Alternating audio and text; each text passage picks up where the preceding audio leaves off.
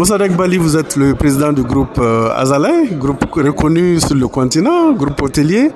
Et vous êtes ici à Tanger, un habitué de MEDES. Tout à l'heure, vous sortez d'un panel qui était consacré à l'offre marocaine pour les pays de l'Interland, notamment les pays continentaux et notamment ceux de l'AES. Et on a beaucoup parlé de développement, d'intégration. Quel est votre point de vue justement sur cette offre marocaine? Merci de me tendre votre micro. Je salue cette initiative royale marocaine qui est de créer une infrastructure portière et routière pour avoir, disons, une autre alternative pour les pays enclavés du Sahel central. Vous savez, moi je suis absolument persuadé que nous devrions accélérer l'intégration du continent. C'est bien qu'on ait maintenant la ZLECAf, même si en tant qu'investisseur, en tant que chef d'entreprise, j'estime que le rythme est beaucoup trop lent. Il y a beaucoup de lourdeur dans l'intégration africaine, mais je pense qu'on n'a pas le choix. Il faut intégrer ce continent et l'intégration sera d'autant plus facile que sera beaucoup plus facile lorsque nous aurons des infrastructures comme ce que prévoit de faire le Royaume du Maroc, à savoir Dakhla Atlantique avec le port en eau profonde et puis une infrastructure routière de tout premier plan, de tout premier niveau pour aller de ce port-là jusque dans les pays enclavés. Donc je ne peux que saluer cette initiative, d'autant plus que pendant ce forum, il y a eu beaucoup de panels qui ont parlé de l'intégration africaine, des infrastructures. Je ne peux que saluer ce genre d'initiative et j'espère qu'il y aura de plus en plus ce genre d'initiative qui implique beaucoup de pays parce que je reste convaincu que tout seul, aucun des 54 pays africains ne peut se développer. Comme nous l'ont démontré les autres régions du monde, avec l'Union européenne qui est partie de 6 pays, maintenant ils sont 27, ils ont réussi leur intégration parce que leur taux de commerce interne est de presque 70%. L'Amérique du Nord avec l'ALENA, l'Amérique du Sud avec le Mercosur, l'Asie du Sud-Est avec l'ASEAN.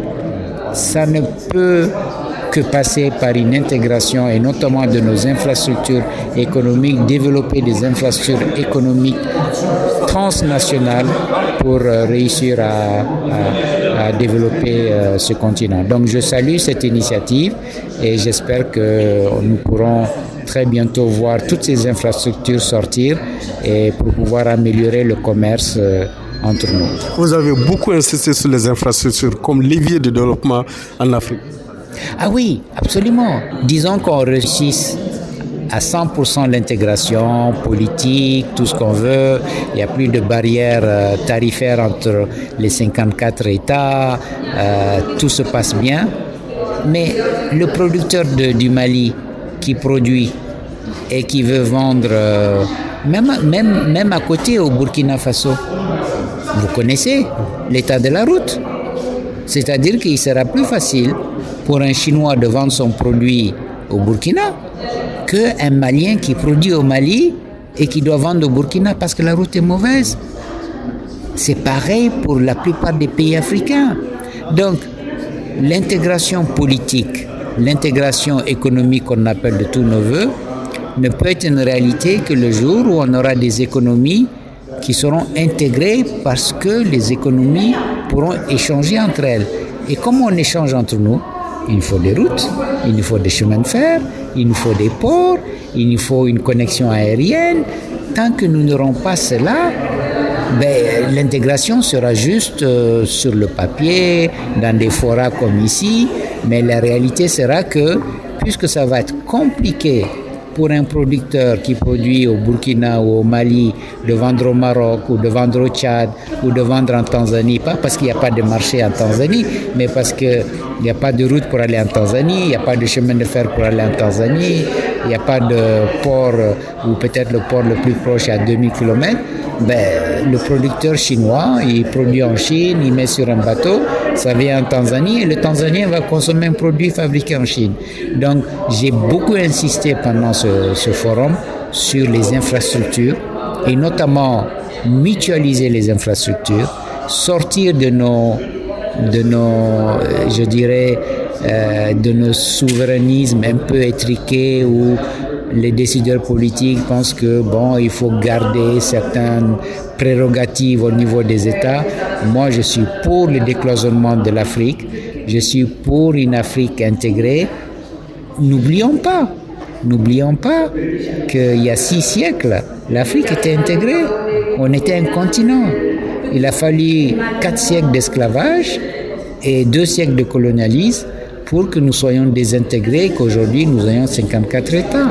Donc je pense que notre devenir économique, notre devenir tout court, ce continent, ne peut que passer par le développement d'infrastructures régionales, sous-régionales, régionales, continentales. L'Afrique, il y a 600 millions d'Africains qui n'ont pas accès à l'électricité. On a un seul barrage, le barrage d'Inga, qui peut résoudre ce problème. Faisons du barrage d'Inga une infrastructure africaine. En plus, lorsqu'on dit que c'est une infrastructure africaine, c'est plus facile de mobiliser des financements que si on dit que c'est un seul pays qui doit garantir le remboursement de cette dette qui est colossale. Aucun pays seul ne peut mobiliser une dette pour faire un barrage comme Inga. Faisons ce fameux autoroute qui va de la Tunisie jusqu'en Afrique du Sud, jusqu'au Cap. Les 2 caps, pour lier les 2 caps. Mais pour ça, il faut des centaines et des centaines de milliards de dollars. Aucun pays seul ne peut le mobiliser. Mais si on dit que c'est une autoroute africaine qui appartient à tout le continent et tous les États de l'Afrique vont garantir le remboursement de la dette. Et on peut même le faire en PPP, c'est un péage. Donc il y a même des privés qui peuvent le financer et c'est un péage, vous prenez l'autoroute. Si vous quittez la Tunisie et vous sortez en Libye, vous payez au péage. Si vous quittez la Libye, vous sortez au Niger, vous payez au péage. Et ça se finance tout seul. Donc en tant qu'investisseur, en tant qu'un praticien du développement économique, je vois l'impact qu'une infrastructure a sur mes entreprises. Je ne peux que parler d'infrastructure et vraiment demander aux décideurs politiques de sortir un peu des souverainismes un peu étriqués, surtout sur le plan économique, et d'ouvrir l'Afrique à des investissements transfrontaliers, à des infrastructures transfrontalières pour développer nos pays. Si je reviens à notre pays, le Mali, le port le plus proche du Mali, c'est Conakry, c'est 900 km.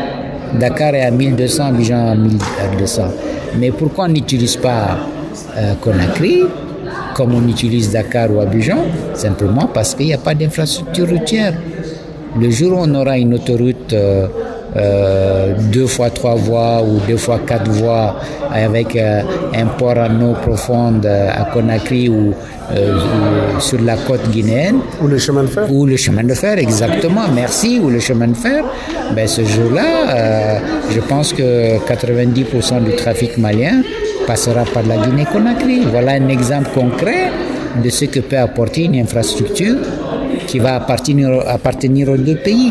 Et encore une fois, le gouvernement malien, le gouvernement guinéen, ils n'ont même pas besoin d'aller s'endetter auprès de la BAD, de la BID pour faire ça. Ils peuvent simplement faire un bon cahier de charges qui est drafté par de très bons avocats qui connaissent ce métier du PPP, et vous allez avoir une quinzaine de grosses entreprises qui vont vouloir construire, l'exploiter, se faire rembourser. Une fois qu'ils sont remboursés peut-être sur 10, 15 ou 20 ans, l'infrastructure devient la propriété des 2 États.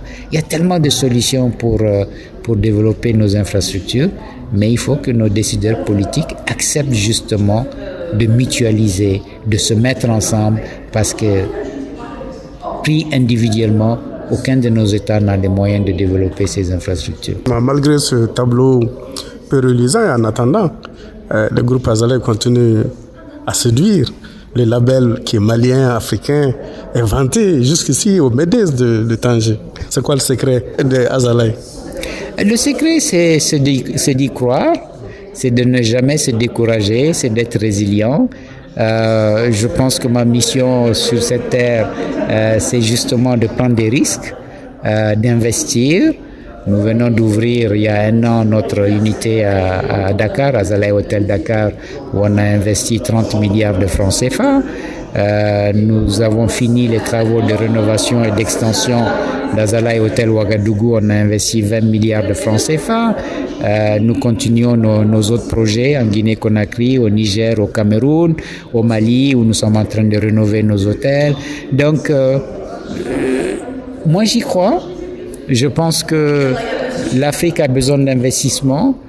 Je l'ai dit pendant le panel, je pense que la mer, notre problème numéro 1 pour tous les pays africains, c'est que nous ne créons pas suffisamment d'emplois. Et en même temps, nous avons une démographie qui est vigoureuse. 1,5 milliard d'Africains aujourd'hui, 2,5 milliards dans 25 ans, dans moins de 25 ans. 70% est jeune. Mais où sont les emplois? Il n'y en a pas assez. C'est pour ça qu'on voit les groupes armés terroristes prospérer, parce que c'est tellement facile pour eux de recruter. Ils ont en face d'eux une jeunesse qui est désœuvrée. Ou alors ils veulent aller en Europe ou en Amérique. Et ils ont 9 chances sur 10 de mourir dans le désert ou en mer Méditerranée, simplement parce qu'il n'y a pas de perspective économique pour cette jeunesse qui est là en train de mourir à petit feu. Et c'est ça qui amène aussi les crises politiques, les crises institutionnelles. Donc vraiment, pour répondre à votre question, ce qui me motive, c'est que je reste absolument persuadé que c'est par l'économie, c'est par l'investissement, c'est par la création d'emplois pour ces dizaines de millions de jeunes qui arrivent chaque année sur le marché du travail en Afrique. C'est par cela que nous allons pouvoir stabiliser nos pays, amener de la sécurité, de la stabilité et finalement du développement économique et social. J'ai coutume de dire que on ne peut juger une politique publique qu'à l'aune du résultat que cette politique publique a sur la création de richesses, de valeur et notamment d'emploi. Dernière question, vous êtes un homme de l'économie, ici à la 16e édition du Forum MEDES, la diplomatie, la politique ne peut pas aller sans l'économie. Et si on parle de résilience, de souveraineté, à l'aune de l'équilibre mondial, qu'est-ce que vous en pensez? Oui, en fait, on a défini ce que c'est que le souverainisme. Le souverainisme, ça ne veut pas dire se replier sur soi-même. Le souverainisme, ça veut simplement dire que les États souverains ont le droit de choisir leur politique économique, leur diplomatie, et que lorsque ces choix sont faits, ils doivent être respectés. Maintenant, ces États aussi doivent savoir qu'aujourd'hui, nous sommes dans un monde globalisé et que nous sommes interdépendants. Nous avons nos indépendances, nous avons nos souverainetés, mais nous sommes interdépendants. Même le pays le plus puissant de la planète, qui produit le tiers de la richesse annuelle mondiale, à savoir les États-Unis d'Amérique, ils ont besoin des autres, du reste du monde, et ils sont dans des organisations telles que l'ANENA, comme je dis, qui est l'organisation entre le Canada, les États-Unis et le Mexique. Donc nous sommes interdépendants. Nos décisions sont des décisions souveraines et ce sont des décisions qui doivent être respectées, mais il ne faut pas assimiler ça à un repli sur soi. Parce que comme je viens de vous le dire, pour que le Mali puisse avoir des infrastructures économiques de qualité, il faut que le Mali parle avec ses voisins, il faut que le Mali puisse développer ses infrastructures avec les voisins. Et donc, si on fait cela, et qu'on est résilient, c'est-à-dire qu'on n'abandonne jamais. Comme moi, je suis un entrepreneur résilient.